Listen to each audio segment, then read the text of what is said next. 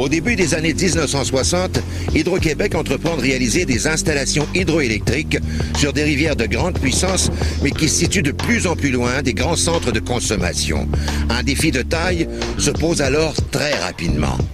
Comment transporter toute cette énergie, tous ces kilovolts sur de très longues distances, de façon économique et efficace, sans pour autant ficeler le Québec dans une immense toile d'araignée de fils électriques et de pylônes?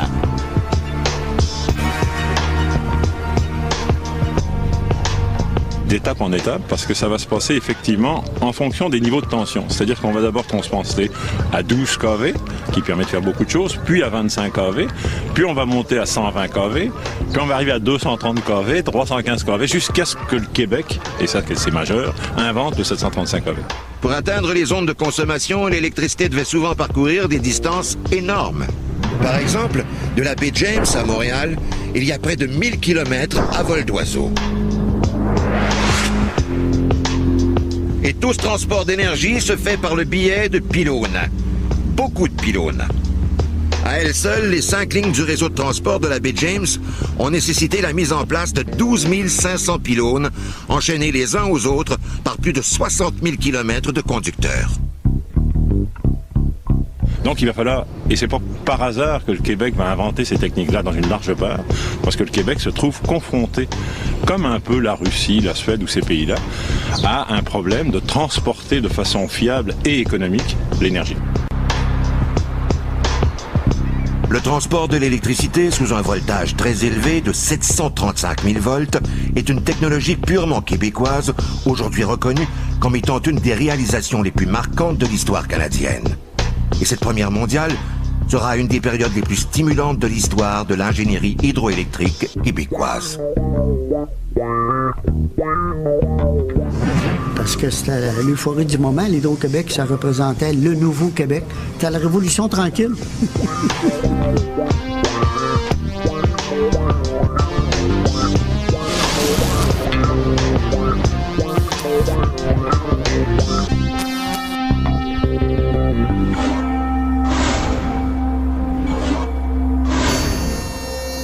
Guy Prévost fait partie d'un groupe de travailleurs d'élite peu connu au Québec. On va faire une mise au potentiel. Il y a des mécanteurs qui ne sont pas entremêlés. C'est un travail d'équipe. Il est monteur de ligne à Hydro-Québec et pas sur n'importe quelle ligne de transport d'électricité. Guy Prévost et son équipe de 140 hommes et femmes sont chargés d'entretien des lignes à haute tension de 735 kV. Ces lignes sont parmi les plus puissantes au monde. Aujourd'hui, Guy Prévost inspecte un de ces pylônes. Une opération dangereuse, mais de routine. Car non seulement faut-il escalader ces pylônes de 60 mètres de hauteur, mais bien souvent, l'intervention se fait sur des lignes en tension. Des lignes vivantes. C'est la couleur de l'arc qu'on désire de l'arc. Pour éviter tout danger d'électrocution, le monteur n'est pas relié à la terre. Il est plutôt directement en contact avec les pièces sous tension sur lesquelles il travaille. Il ne court donc aucun risque puisqu'il est isolé de la masse. En fait, un oiseau perché sur un fil électrique est dans la même situation. Bon, je dois porter un vêtement en dessous de mon habit conducteur, mon habit conductrice, un vêtement de Nomex. Tout employé d'Hydro est habillé en Nomex. C'est un tissu qui va faire que il brûle. Ils le font pas. C'est un vêtement qui est spécifique aux installations d'Hydro-Québec, évidemment. Je vais avoir ici un lien. Ce lien, évidemment, est conducteur. Ce lien-là, ici, il va être fixé à cette perche de mise au potentiel. Donc, ma perche de mise au potentiel, que mon lien sera fixé, mon lien va être fixé après ma perche. Ma perche, elle va être étendue. Mon lien va être inséré ici, à l'intérieur de cet anneau.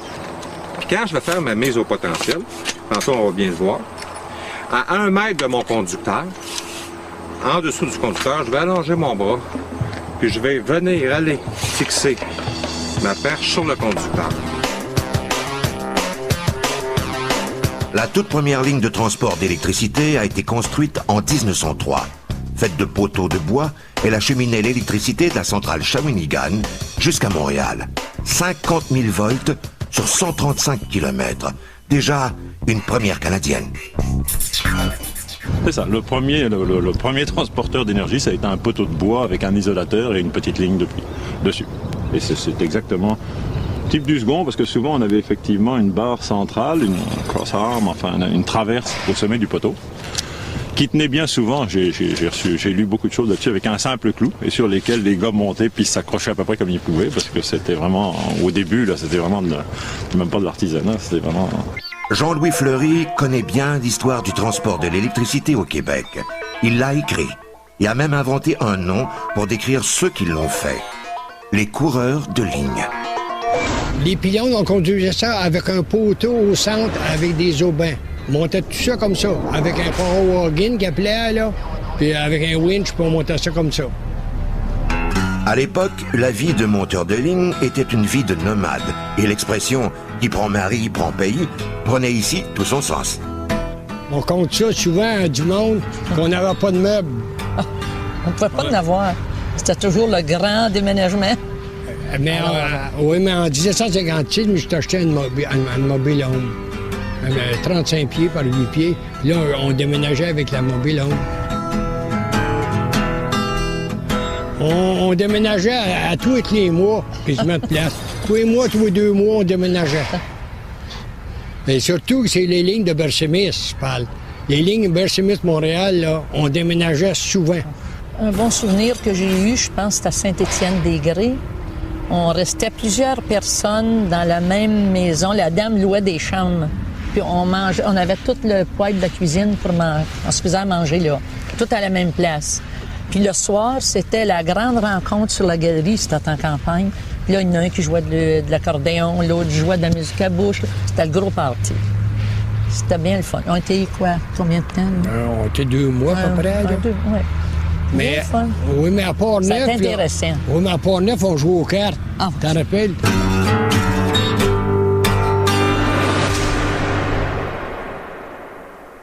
Quand il va falloir aller plus loin sur les tributaires nordiques du Saint-Laurent ou dans l'est du Québec, à ce moment-là, il va falloir inventer le transport d'énergie parce que, à la différence d'autres industries où on va faire du thermique et plus tard du nucléaire, qu'on va situer toujours près des villes, nous, au Québec, il va falloir qu'on aille de plus en plus loin chercher l'énergie jusqu'à 1000 km d'ici si on parle de la Manic, de Churchill Falls ou de la baie James, évidemment.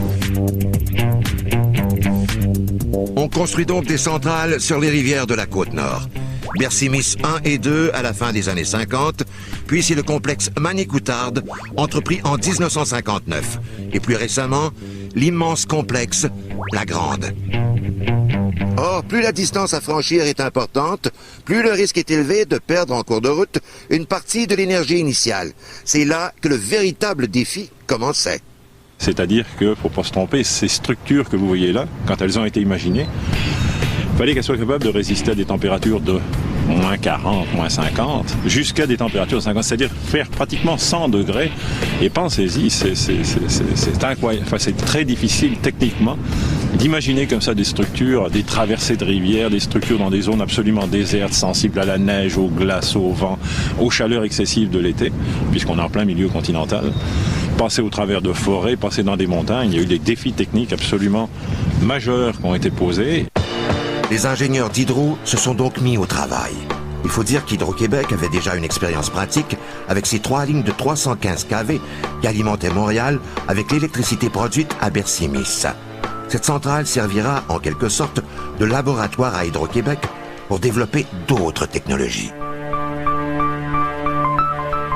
On se basait sur ce qui avait été obtenu pour le complexe Bercimis et on allait plus loin parce que là, on ne parlait pas du même problème. On allait plus loin en distance et on allait plus haut en puissance. Et à la Bercimis, on a mis, pour transporter l'énergie, on a mis au point cette tension de 315 qui existait déjà ailleurs dans le monde. On n'avait rien inventé là, mais on était quand même tout à fait en pointe. À ce moment-là, ça existait dans quelques pays, mais les ingénieurs qui à ce moment-là travaillaient avec 315 kV en transport d'énergie étaient déjà des sommités dans leur domaine, étaient déjà des gens tout à fait en pointe.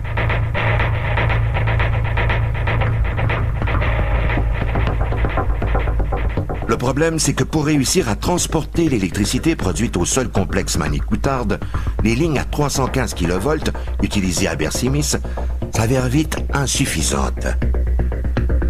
C'est ça qui est fabuleux, c'est ça qui est intéressant. C'est-à-dire que quand arrive le projet de la Manic dans les années 50-60, quand les ingénieurs d'hydro mettent ça sur les planches à dessin, ce qu'on sait faire, c'est du 315. Alors qu'est-ce qu'on fait? On fait des calculs mathématiques et on dit combien ça va prendre de lignes pour transporter l'énergie de la Manic. Ça a pris 12 lignes là, au lieu de 3 lignes, parce qu'une ligne à 735 kV, ça transporte 4 fois l'énergie d'une ligne à 315 kV. Le Québec se retrouverait donc encombré de pylônes, littéralement ceinturé de lignes de transport d'électricité. De plus, les coûts d'installation et d'entretien de ce monstrueux filet de pêche seraient exorbitants. Il n'y avait plus qu'une solution, orienter la recherche vers des tensions plus élevées. Des tensions jamais encore atteintes, ni au pays, ni nulle part ailleurs sur la planète. Au tournant des années 60, Hydro-Québec entreprend le développement hydroélectrique des rivières du Nord québécois et se voit rapidement confronté à un problème de taille. Comment transporter ces milliards de kilowattheures jusqu'aux grands centres urbains de façon économique et efficace? La technologie existante s'avère vite, malheureusement, inefficace. Donc imaginez 40 lignes qui passent le long du Saint-Laurent, puisque c'était ça depuis le début qu'il fallait qu'il se passe. C'était absolument inconcevable. Alors, les gens d'Hydro à ce moment-là vont travailler sur plusieurs théories. En 1955, le transport de l'électricité se fait partout dans le monde à des tensions n'excédant pas 400 kV. À cette époque, seuls les Suédois exploitent des lignes à 420 kV. Aux États-Unis ou au Canada, des lignes à 500 kV sont en développement. Il y a les Russes qui prétendent faire du 500 ou 525 kV, sauf que 500 kV, faut pas se tromper. Enfin, la Russie, dans ce temps-là, c'est la Russie de la guerre froide, c'est le gros rideau de fer. Donc, ça se peut qu'ils disent ce qu'ils font, mais le font-ils vraiment? Sont-ils prêts à échanger les technologies? On hésite beaucoup. Donc, les gens d'Hydro travaillent et commencent à chercher et se dire, mais il faut qu'on trouve autre chose. Au début des discussions, 3 solutions sont envisagées. Multiplier les lignes déjà existantes de 315 kV, opter pour une ligne à 525 kV, alors à l'étude, ou pousser vers une solution encore plus audacieuse, une ligne à haute tension à 735 kV, soit plus du double de la tension des lignes traditionnelles. C'était l'option d'un certain Jean-Jacques Archambault. Et donc un jeune ingénieur canadien-français, qui à ce moment-là est probablement dans la quarantaine, mais qui, dans un monde d'Hydro-Québec qui, dans ce temps-là, est complètement anglophone, c'est à peu près le seul ingénieur francophone. C'est un petit monsieur très, très discret, très réservé, quelqu'un qui ne prend pas l'avant-scène, qui la laisse très volontiers à ses collègues anglophones qui sont, parce qu'ils viennent de la Montreal Light Heat and Power, parce que ce sont des gens de 50 ans, qui comprennent très très bien le milieu, qui sont des promoteurs d'une autre technologie, qui parlent fort, qui sont écoutés par la Commission et par le gouvernement. Et tous ces gens-là disent, la seule possibilité qu'on a, c'est d'aller dans le 400, le 500, mais certainement pas plus haut que ça. Hydro-Québec se retrouve alors tenté par l'idée de solutionner son problème avec la technologie du 500 kV. C'est à ce moment que Jean-Jacques Archambault entreprend avec un groupe de jeunes collaborateurs d'étudier la conception et la fabrication d'une ligne de transport à 735 kV. Du jamais vu. Gilles Barry faisait partie de ses collaborateurs. Donc, on partait pas d'une page blanche. On partait de choses établies, mais on s'en allait dans un domaine qui était inconnu.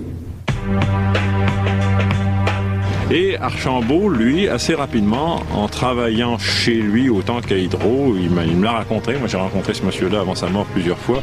Il m'a raconté qu'il travaillait de nuit comme de jour sur la table de sa cuisine avec sa règle à calculer. Est arrivé finalement à dire on devrait pouvoir faire du 700 kV. Alors, ce qu'il faut que vous sachiez, c'est qu'à chaque fois qu'on parle en termes électriques, on ajoute toujours un certain pourcentage, en fait, pour faire en sorte de protéger le réseau. Donc, 700 kV, en fait, c'est 735 kV. Et il arrive à ça, mais tout seul de son bord. Et il vient à la commission, il vient auprès de ses collègues, il dit « Je pense qu'on devrait être capable de le faire à 700 kV ». Et là, on est dans les années, à la fin des années 50, Et Hydro dit, ben écoutez, les gens qui dirigent Hydro à ce moment-là disent, c'est pas concevable qu'on puisse imposer ça au monde entier, ça n'existe pas, on va se casser la figure tout simplement. Puis là, il a prouvé, blanc sur noir, que c'était plus économique, plus rentable, au point de vue espace et argent, de faire du 735 kW. Mais là, ça doublait presque les équipements qui existaient à 400 kW.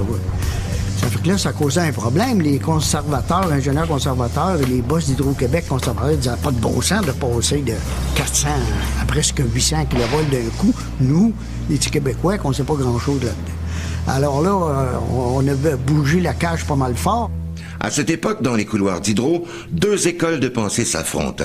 D'un côté, il y a les jeunes ingénieurs francophones qui veulent profiter de l'opportunité, eux, pour aller plus loin dans le développement technologique, et de l'autre, leurs collègues anglophones qui craignent les risques reliés à l'utilisation des matériaux et des équipements à très haute tension. Donc non, on le fait pas. On va travailler sur une hypothèse de 500 kV, voire 525 kV, et tout s'arrête à ce moment-là. Et c'est ce qu'on décide de faire. On est en 60 à ce moment-là. Et pendant 2 ans, on va laisser continuer Archambault. On va avoir l'intelligence à Hydro de laisser Archambault continuer à travailler un peu sur ces vagues hypothèses. On lui dit, écoute, en autant que continue de travailler là-dessus si tu veux, mais c'est pas ce qu'on adopte comme solution. Et Archambault va continuer de travailler. Puis les événements se précipitent. Les dernières données scientifiques livrées au cours d'un congrès à Paris à l'été 1962 finissent par convaincre la direction d'Hydro de se raviser et de commander enfin une étude de faisabilité sur la ligne à 735 kV. Alors, à certains endroits, il fallait construire des pylônes, des simulacres de pylônes. Tout a voulu investiguer les différentes facilités et c'est pour ça qu'il y a eu des essais. Tout est alors évalué, 3 fois plutôt qu'une. La tâche est compliquée. Il faut avoir recours massivement à l'ordinateur afin d'établir les normes de ces nouvelles lignes. On conçoit alors des modèles de pylônes qui assureront l'éloignement requis entre les conducteurs et l'élévation suffisante du sol. Par exemple, à la hauteur de l'île d'Orléans, les 2 pylônes qui franchissent le fleuve devront avoir une hauteur de 168 mètres pour permettre le passage des bateaux sous les câbles.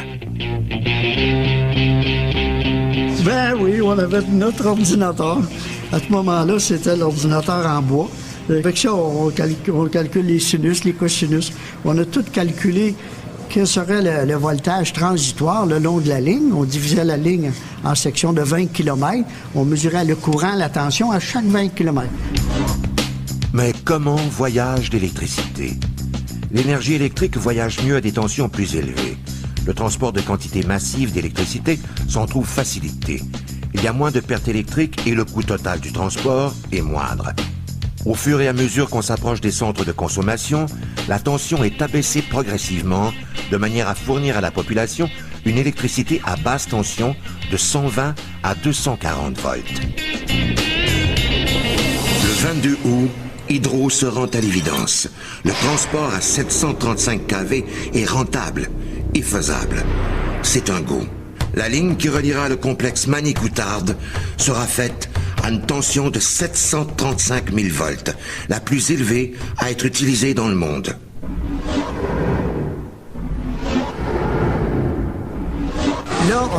Là, on est parti sur la haute vitesse. Là, il nous a envoyé, moi, j'étais toujours jeune ingénieur à ce moment-là, partout dans le monde, aller voir qu'est-ce qui se faisait chez les fabricants. On allait vérifier les équipements. On allait savoir comment ils fabriquaient les équipements pour voir les meilleurs, pour les appels d'offres. Une des difficultés fut de convaincre les différents manufacturiers d'embarquer dans l'aventure. Écoutez, la décision d'aller à 700 kV a été prise au mois d'août, au mois d'août 1962. Et on voulait mettre en service en 65. Ça, pour eux autres, c'était des délais qui étaient beaucoup trop courts. Ils calculaient qu'il n'y avait pas le temps. Ça donne 3 ans. Alors ça donne 3 ans à qui? Aux constructeurs du réseau, mais aux gens aussi qui vont bâtir tous les éléments du réseau, aux gens qui vont bâtir les éléments d'acier pour les pylônes, les isolateurs, les chaînes d'isolateurs, tous les matériaux et tous les équipements qui vont dans les postes de transformation. Or, n'oubliez pas, on ne l'a jamais fait à 735 kV. Alors il va y avoir une réunion fameuse à Montréal à la fin 62, où un anglophone qui s'appelait Earl Haberl, et qui était une très très grande gueule, un type avec un grand panache, reçoit tout ce qui se fait comme industriel du monde entier, des Européens, des Américains, et dit voilà messieurs, Hydro-Québec va dans le 735 AV, dans 3 ans, il faut qu'on ait des lignes de construites, ça veut dire que j'ai besoin de vos soumissions pour très rapidement. Alors il y en a un qui se lève dans la salle et qui dit mais vous voulez ça dans combien de temps? Haberl dit 3 semaines. Alors la salle éclate de rire, tout le monde dit mais c'est absolument pas possible, on ne l'a jamais fait dans le monde entier, on a tout à inventer dans nos centres de recherche et tout. Il dit ok 6 semaines, ceux qui seront là dans 6 semaines auront des contrats, ceux qui ne seront pas là, ma foi tant pis pour eux. 6 semaines après, il raconte les témoins, tout le monde était là, ils étaient tous revenus avec des soumissions.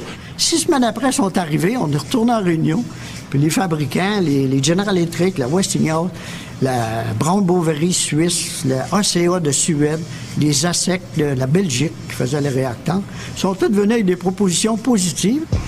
Puis, c'est là que ça a donné un souffle à Archambault, la gang de positifs, que c'était faisable, même les fabricants veulent le faire. Alors, c'est là que ça a parti full pin. La décision d'Hydro-Québec d'opter pour le développement d'une toute nouvelle technologie suscitera la curiosité partout sur la planète. Un petit groupe d'ingénieurs francophones s'apprêtait à écrire l'histoire. Et on va assister à ce moment-là dans le monde entier, on peut le dire à ce moment-là, de l'électricité, on se comprend, on va avoir l'œil tourné sur Hydro pour regarder ce qui se passe. Le Québec s'engage immédiatement dans une course contre la montre. Le complexe Manicoutarde doit être inauguré dans à peine 3 ans. On passe alors en 4e vitesse. Les jeunes ingénieurs ont alors 36 mois pour concevoir les plans et construire ce qui doit être le réseau de transport d'électricité le plus puissant de la planète. Sous le regard des ingénieurs du monde entier, la décision de construire la ligne à haute tension la plus puissante au monde devient vite le projet de la décennie chez Hydro. Mais le temps presse. 3 ans à peine séparent le début des travaux de la date de mise en service. Pour nous, c'est le 735, là, vous savez, ça n'a pas été un événement unique. C'était le début de tout un développement. Alors que ce n'était que de la théorie, voilà qu'il faut maintenant être concret et tout faire en même temps. Compléter les études techniques, parachever les études de conception des équipements, procéder aux essais électriques et mécaniques, puis arpenter et défricher les tracés. C'est à ce moment qu'entrent en scène ceux qu'on a surnommés les coureurs de ligne.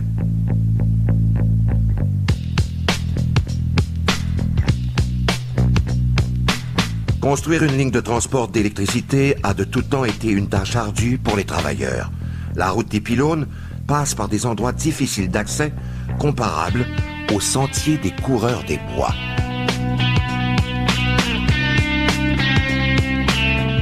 Les obstacles, là, c'est beaucoup des rocs. Si des rochers, là, on a des montagnes quasiment tout le temps.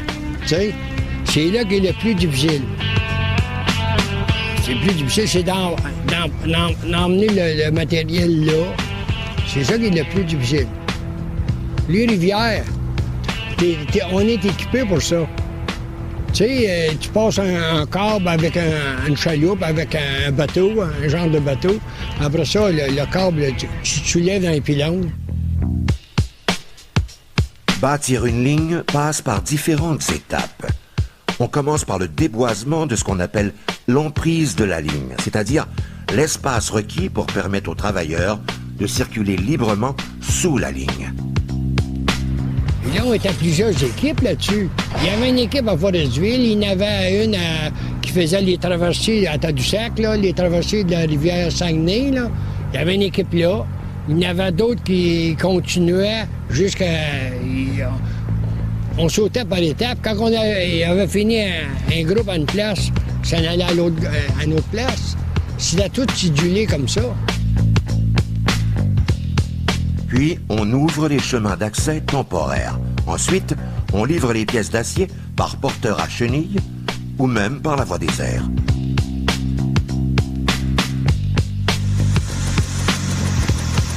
Le client majeur qui a fait boomer l'industrie de l'hélicoptère dans la province de Québec, c'est exactement Hydro-Québec.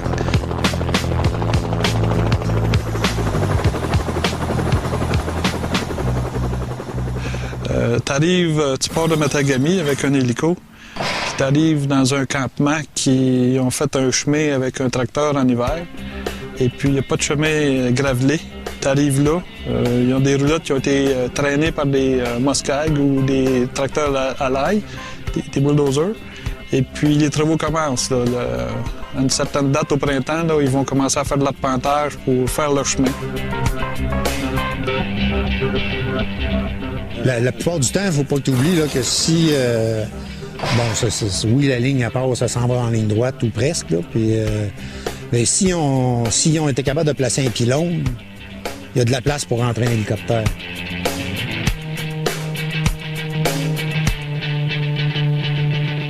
Avec des machines, attention. En dernier, les premières lignes de 300 kV, là, on tirait le fil sur des chevalets. Parce que les conducteurs, il ne fallait pas qu'ils touchent à terre. Seulement le câble de galbe va toucher à terre. Après ça, là, la deuxième ligne, on avait des machines, attention. On passait des câbles d'acier, là. Après ça, des câbles d'acier, on tirait le fil. À peu près, mettons, 50 pieds de terre, ça dépend. Ça touchait jamais à terre. Ça, j'ai travaillé beaucoup là-dessus. Il va falloir avoir des tensions mécaniques là-dessus énormes, avec les vents, avec les glaces, avec tout ce qu'on peut imaginer. Donc il va falloir imaginer des structures beaucoup plus solides, beaucoup plus performantes.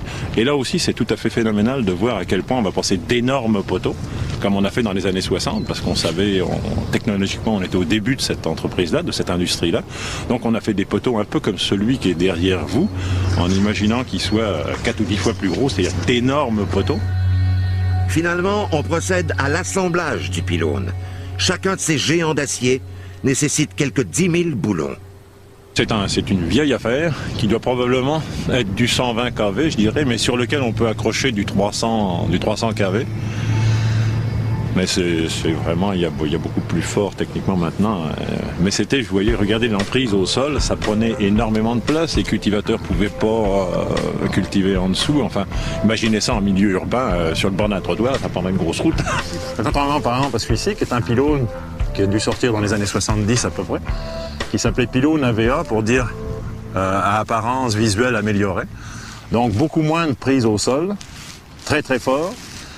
Peut-être plus esthétique, en tout cas dans certains environnements urbains, c'était réputé comme ça. Vous le voyez, par exemple, souvent on le voit aux traversées du Saint-Laurent, près du pont Champlain, vous avez des traversées comme ça, qui agressent quand même un petit peu moins le paysage. Là, les pylônes, c'était vraiment une réussite sensationnelle. On avait des consultants, bien sûr, les Italiens, puis les gens qui faisaient des pylônes avec l'Hydro-Québec, qui étaient passablement avancés, les gens de l'Hydro-Québec, parce que quand on regarde les pylônes, c'est des structures légères, hein, mais c'est très solide. Car construire une ligne à haute tension et les pylônes qui la soutiennent est éminemment plus complexe qu'un simple exercice scolaire. Nous autres, on va jouer aujourd'hui aux ingénieurs comme si on travaillait pour l'Hydro-Québec. Ceux que ça leur tente, ils vont avoir à construire une tour. Une tour d'Hydro-Québec qui ressemble à ça, là. Tous les principes sont là, hein. Assembler du matériel, le faire tenir, le renforcer au besoin. Puis, dans le fond, on ne peut pas utiliser du matériel qui est trop lourd. S'il est lui-même trop gros, trop lourd, ça devient presque impossible à faire tenir. Donc, on essaye de prendre du matériel léger en utilisant différentes composantes, par exemple des angles. Puis, ça a-tu l'air plus simple que vous pensiez? Non? Qu'est-ce que le défi que ça vous pose, là? Il faudra une tempête de verglas exceptionnelle à l'hiver 1998 pour venir à bout de ces géants d'acier. Et cette crise du verglas, tous s'en souviennent encore. Ce que les gens ne savent pas, c'est qu'il y a une douzaine de verglas par année. Ils sont mineurs. Donc localisés à différents endroits. Donc, c'est pas inconnu pour les monteurs. Mais aussi, de aussi grande envergure, les monteurs n'avaient jamais vu ça. Et, nous autres non plus, là. Avant 1998, les pylônes étaient conçus pour supporter un poids de 45 mm de verglas. Aujourd'hui, grâce à une construction plus robuste, cette capacité a été portée à 65 mm. De plus, un système anti-cascade a été instauré pour éviter l'effondrement des lignes de transport. Il s'agit d'un pylône d'alignement ou d'ancrage installé à tous les 10 pylônes et ayant une résistance supplémentaire aux charges de verglas. Il est conçu pour résister aux pires intempéries et éviter les ruptures en cascade. Un super pylône, quoi. Une ligne est sous verglas et que l'installation est toute sous verglas, il n'y a pas question de monter là, on ne peut pas monter. Donc, le lendemain ou lorsque le verglas est fini, il faut déglacer les structures. Rapidement, les ouvriers développent des techniques de plus en plus performantes. Les pylônes poussent comme des champignons.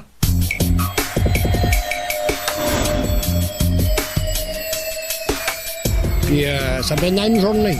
À 5 personnes. Un contre-maître en bas, puis le chauffeur du véhicule. Aujourd'hui, avec les grues, peut-être il en monte peut-être 1,5 par jour, peut-être 2 par jour. C'est modernisé. Le travail est ardu. Les ouvriers chargés d'ériger ces lignes à haute tension doivent avoir dans leurs veines un peu du sang des coureurs des bois pour survivre au rythme et aux conditions de travail. Alors tout à fait, vous avez raison, il y a eu des... Je vais vous dire que les gens, les arpenteurs ou les monteurs de lignes, les constructeurs de lignes qui ont fait ça au Québec, là, c'était tous des personnages très souvent, des gens très solides, des gens qui ont vécu dans la misère la plus totale parce que ça construisait, vous comprenez, en 3 ans, ça construisait hiver comme été, et ça ouvrait les lignes, il fallait traverser des montagnes, il fallait traverser des marécages, les maringouins, l'été, enfin, mettez tous les froids d'hiver, et ces gens-là montaient les lignes, là, il n'y avait pas de grues géantes comme il y a maintenant, là, ces gens-là avaient des techniques qui venaient du début du siècle pour monter ces lignes-là, d'un seul coup, les pylônes triplés de taille, et c'était avec les mêmes techniques, avec beaucoup de force dans les bras.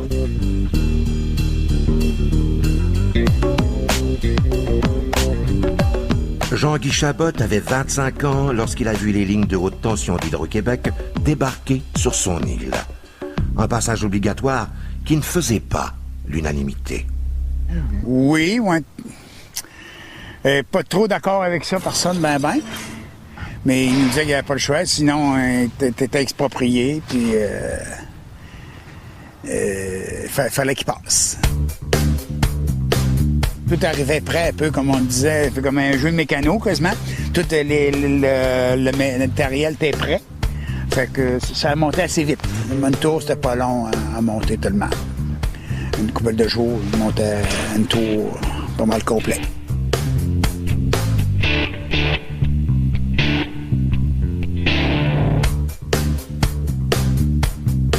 Mais dès qu'il s'approchait des zones peuplées, les pylônes faisaient peur. Il y avait ça. Ça disait un peu toutes sortes de choses, hein. Ça va prendre, je sais pas, devenir mal à le cancer, n'importe quoi, tu sais, à côté de ces lignes-là.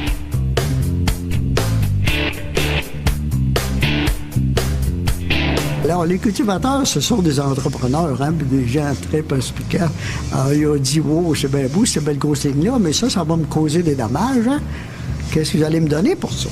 Fait que là, les négociateurs d'Hydro-Québec pour l'expropriation allaient, tout ça, mais il n'y avait pas les données techniques pour dire que ce ne sera pas dangereux d'avoir une grosse ligne comme ça, parce que ça picotait des fois. Si je tenais pas mon volant de tracteur serré, si mettons la main lousse un peu sur le volant, là, je sentais des petits piquements. C'est comme du statique, je sais pas trop, en passant en dessous des fils. C'était juste à ce moment-là. Mais les cultivateurs demeuraient craintifs pour leur bétail. Tous les moyens étaient bons pour pointer du doigt les lignes à haute tension et soutirer peut-être une petite compensation financière. Hydro-Québec a dû rivaliser d'astuces. Si tu mets la ligne le lundi matin en service, dis à tout le monde que tu vas la mettre vendredi. Alors, on dit à tout le monde, la ligne à 700 kV, on avait les cultivateurs tout, on la met vendredi à 3 heures. C'est drôle, le lundi matin, il y avait 4 vaches de mortes. Les belles Holstein étaient mortes. Le vendredi après-midi, à 4 heures, les vaches étaient mortes. Ah bon? Fait que là, on allait voir que on dit, c'est drôle, comment ça se fait que vos vaches sont mortes? On comprend pas ça. Ben oui, aussitôt que j'avais mis votre ligne en service, la vache, après... Ah ben, c'est parce qu'on n'a pas pu la mettre en service le vendredi après-midi, on l'a mis juste le lundi après-midi. Oh, là, le gars, il venait à rouge.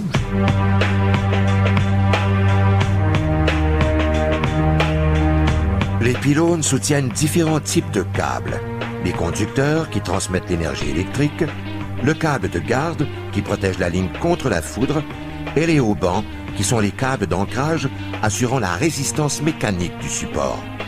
Une ligne à 735 kV compte 4 conducteurs maintenus à égale distance par des entretoises, une autre invention québécoise qui sert à séparer les conducteurs tout en contrôlant les vibrations causées par le vent et l'accumulation de glace.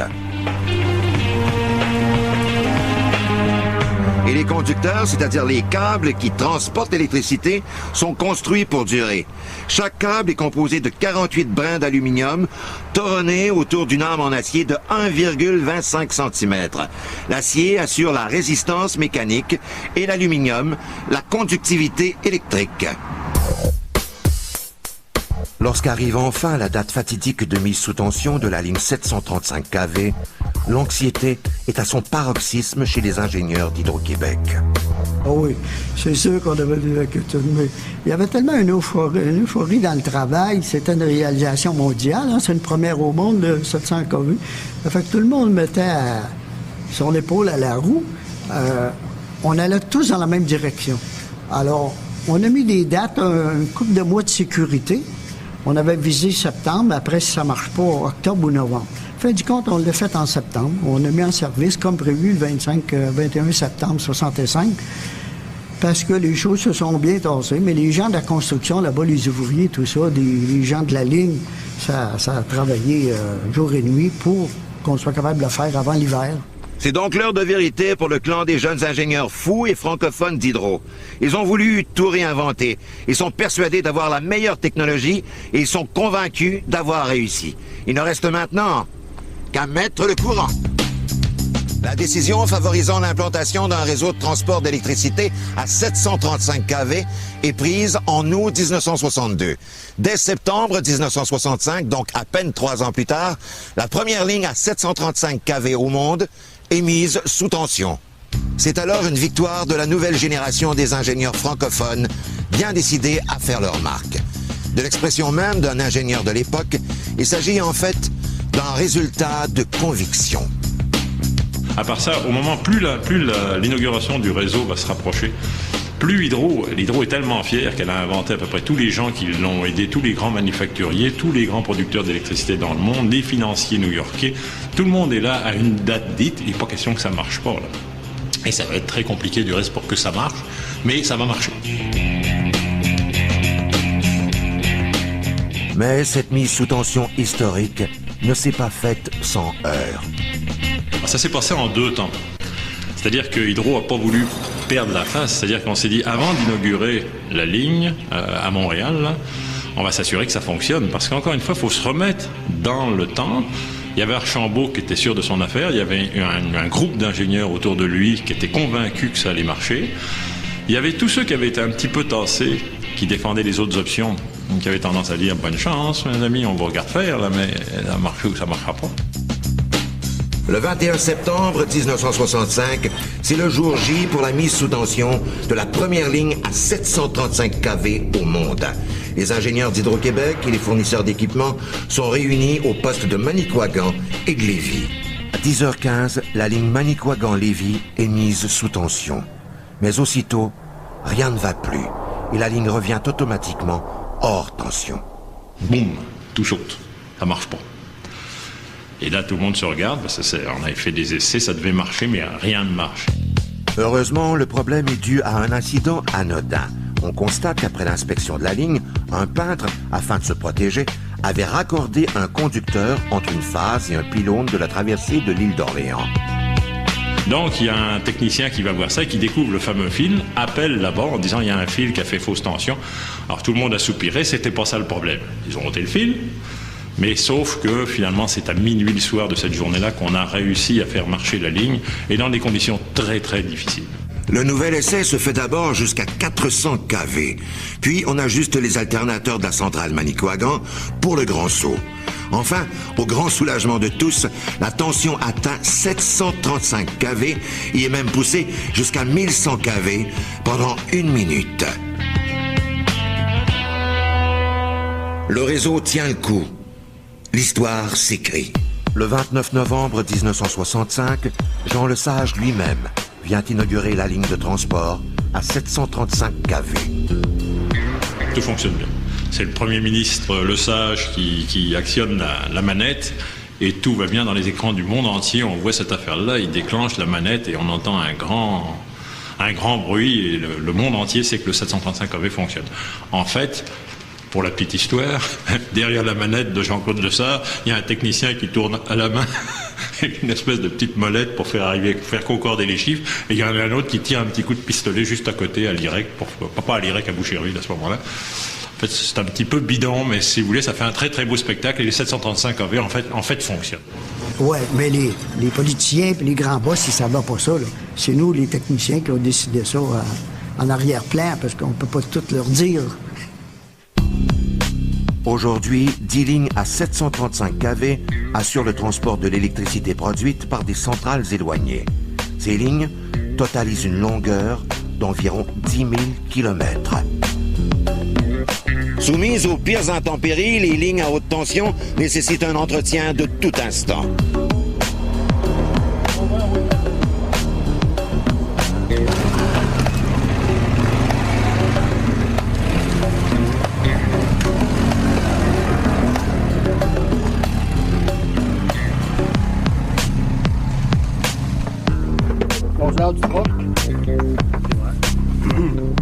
Ça peut être un travail préventif, c'est-à-dire qu'à chaque année, on va nous dire on a telle section de ligne à inspecter, donc on va simplement faire l'ascension du pylône, vérifier toutes les composantes, les conducteurs, les isolateurs, les membrures, pour essayer de détecter une anomalie.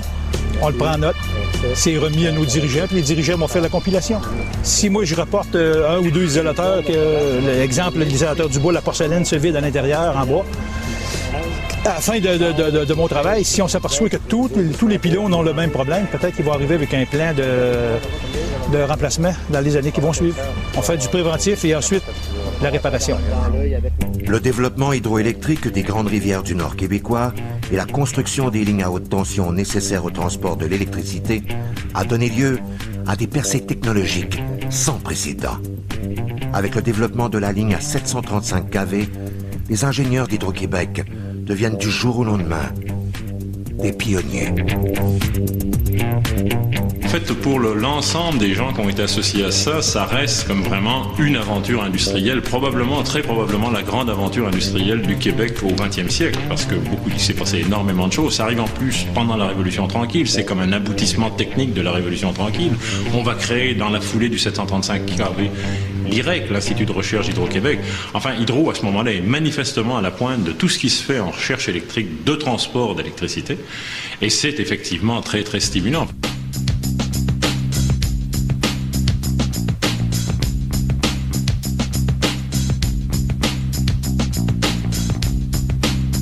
On a mis en service en 65, après une année d'exploitation. On est invité par la CIGRE, c'est la conférence internationale des grands réseaux électriques à Paris, à toutes les années paires. Alors en 66, on dit, le 735 kV, c'est la trouvaille du monde dans le moment en énergie. Venez nous dire vos résultats. Alors, à 27 ans, à peu près dans ce temps-là, les gens nous posaient des questions. Il fallait dire, écoutez, on ne sait pas tout. On a mis le réseau en service, mais on ne sait pas tout encore. Mais c'était formidable parce qu'on était portés sous la main partout. Hein. C'est le tapis rouge partout.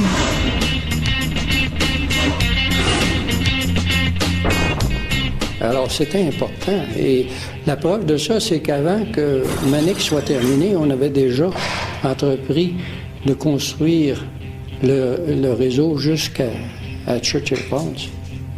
Et on regardait, avant que Churchill Falls et Manic soit complété, on regardait la baie James déjà. Alors on parle de 3000 quelques kilomètres de ligne à 735 au Québec. quand t'es jeune, il n'y a pas de problème. Hein? T'aimais ça. Tu travaillais avec différentes personnes. On aimait ça. Expérience.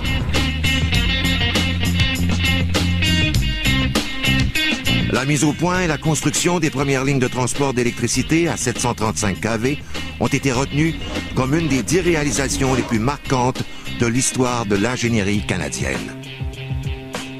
Mais plus encore, cet exploit technologique hors du commun a surtout été la victoire d'un petit groupe d'ingénieurs francophones et entêtés qui ont permis, à leur façon, de sortir une partie de l'ingénierie québécoise et une grande partie du Québec de la grande noirceur.